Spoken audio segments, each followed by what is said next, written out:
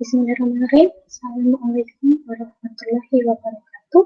Selamat pagi teman-teman semuanya. Salam sejahtera untuk kita semua. Semoga kita selalu dalam keadaan sehat walafiat dimanapun kita berada.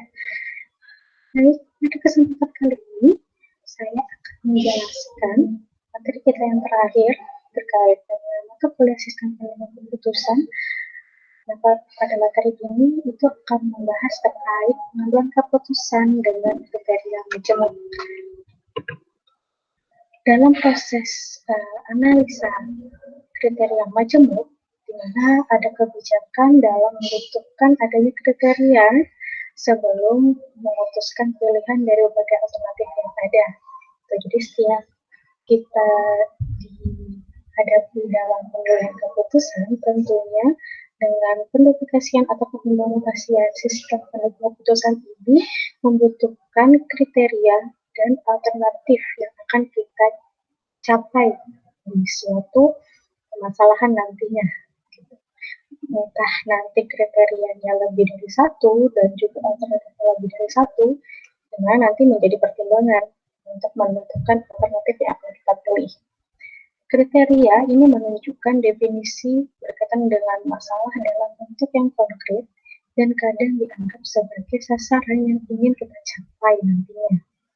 Analisa atas kriteria penilaian itu dilakukan untuk memproses seperangkat standar pengukuran, di mana standar pengukuran ini berfungsi untuk kemudian dijadikan sebagai alat yang akan kita bandingkan terhadap berbagai alternatifnya nanti.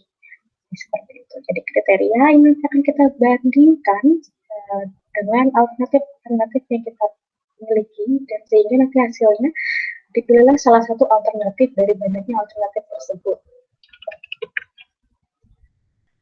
Pada saat pembuatan kriteria atau pemilihan kriteria dalam pengambilan keputusan, kita harus mencoba untuk menggambarkannya dalam bentuk kuantifikasi. Maksud dari kuantifikasi apa?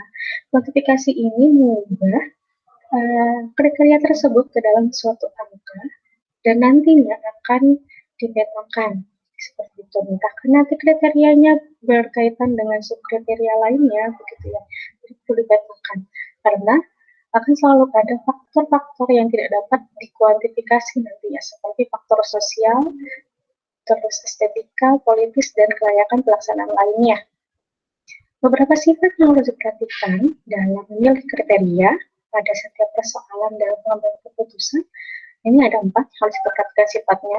Yang pertama, kriteria harus bersifat lengkap, lalu operasional, kriteria harus tidak berlebihan, dan minimum. Nah, maksud dari keempat sifat ini apa? Pada slide selanjutnya, nah, terkait dengan sifat ini, di mana sifat yang pertama yang dimaksud lengkap, ini dimaksudkan untuk mencakup seluruh aspek penting dalam persoalan atau permasalahan tersebut.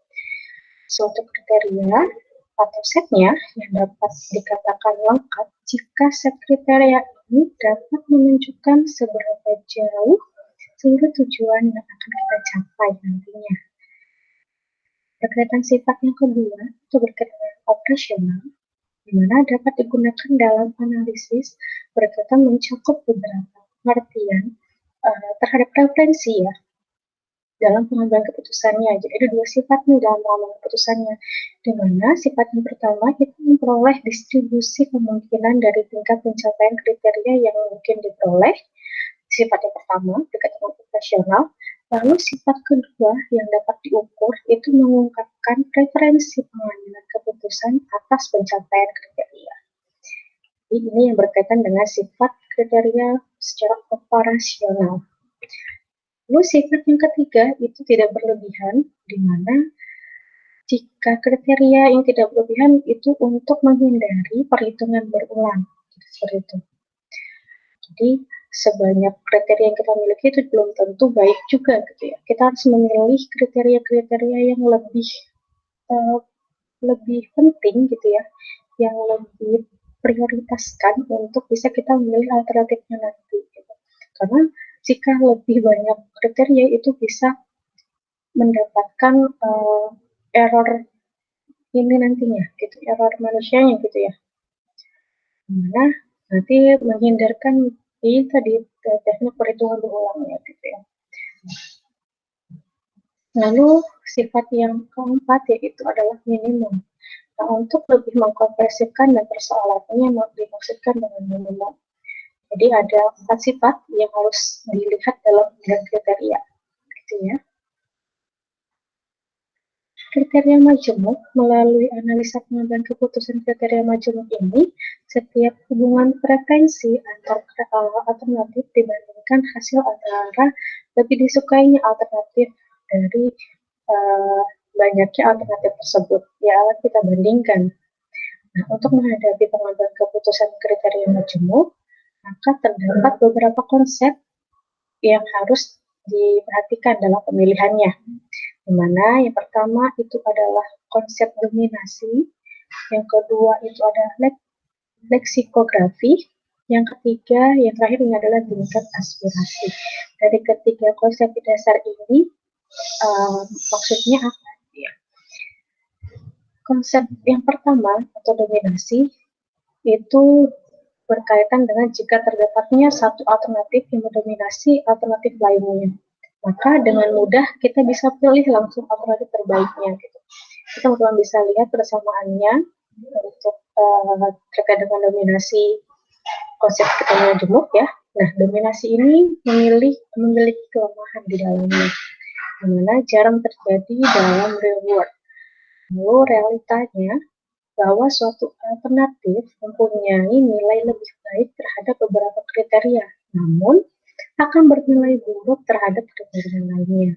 Ini yang perlu diperhatikan saat kita menggunakan konsep dominasi dalam penentuan kriteria majemuk.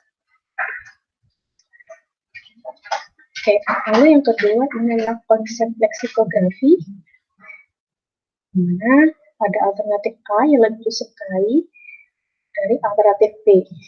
Teman-teman bisa lihat, dengan kata lain, alternatif A lebih disukai dari B semata-mata karena untuk kriteria pertama atau X1. Jadi kita deklarasikan bahwa kriteria pertama itu ada X1. Sampai alternatif kriteria lainnya atau sampai Xn. Alternatif A mempunyai nilai yang lebih baik dari alternatif B bila A dan B sama baiknya. Maka, jika kedua kondisi tersebut seperti itu, untuk kriteria kedua atau X2 itu digunakan sebagai pembanding dan seterusnya. Nah, kelemahan dari leksikografi ini, bila suatu alternatif mempunyai nilai terbaik dari XI, maka alternatif ini harus dipilih tanpa mempertimbangkan kriteria lain yang mungkin nilainya nanti akan mendapatkan hasil yang buruk gitu ya. Ini kelemahan dari leksikografi. Lalu konsep dasar yang ketiga itu adalah tingkat aspirasi. Ini adalah konsep yang terakhir. Jadi tingkat aspirasi ini adalah pemilihan suatu alternatif yang akan dicapai melalui tingkat aspirasi alternatif tersebut. Namun pada situasi ini pemilihan satu alternatif tidak dapat dicapai. Nah, kesimpulannya, yang pertama, bila ada beberapa kriteria penilaian, maka yang harus kita lakukan itu untuk biasanya memperoleh pemilihan kriteria yang sulit dilakukan. Lalu kesimpulan yang kedua, biasanya satu kriteria bersifat saling bertentangan. Maka sejauh mana nih kriteria yang saling bertentangan tersebut dapat ditukar. Seperti itu. Lalu kesimpulan yang ketiga, bila kriteria penilaian lebih dari satu, maka prosedur pertukaran secara bertahap atau sepasang demi sepasang. Selanjutnya, bila proses panjang akan menimbulkan kebosanan, ketidaksabaran, dan ketidakkonsistenan.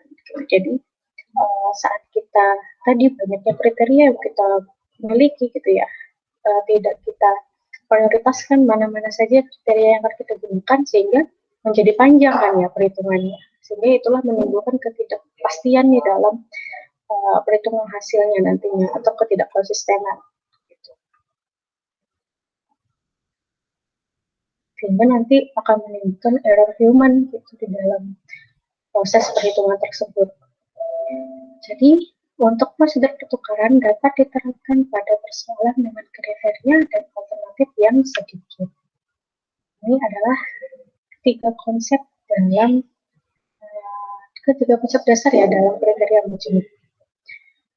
Lalu fungsi nilai, yang mana maksudnya itu adalah menggambarkan preferensi dalam mengambil keputusan secara multi kriteria. Di sini suatu fungsi V yang akan menghubungkan nilai real gitu ya, untuk setiap titik X pada daerah evaluasi, di mana struktur preferensi pengambilan keputusannya. Jadi fungsi V ini adalah fungsi nilai ya, yang mencerminkan preferensi pengambilan keputusan dengan alternatif yang terbaik nantinya yang akan kita ambil, dengan memberikan nilai real tersebut yang terbesar. Fungsi nilai satu dimensi dari VXI, VX itu dari kriteria kita, yang menggambarkan struktur preferensi pengambilan keputusan untuk kriteria XI itu dirumuskan seperti ini. Nanti teman-teman bisa lihat untuk persamaannya, di mana untuk mencari VX gitu ya, untuk fungsi V-nya, di mana kita kenakan sum dari nilai kriteria yang kita miliki sampai I sama dengan 1. Sehingga dari sum tersebut akan kita kalikan dengan fungsi V dikali dengan nilai kriteria yang kita miliki. Baik, ini berkaitan dengan penjelasan dari kriteria majemuk. Terima kasih atas kesempatan yang telah diberikan. Mohon maaf jika banyak kekurangan dalam materi ini. Saya akhiri. Wabillahi taufiq wal hidayah. Wassalamualaikum warahmatullahi wabarakatuh. Selamat pagi teman-teman semuanya.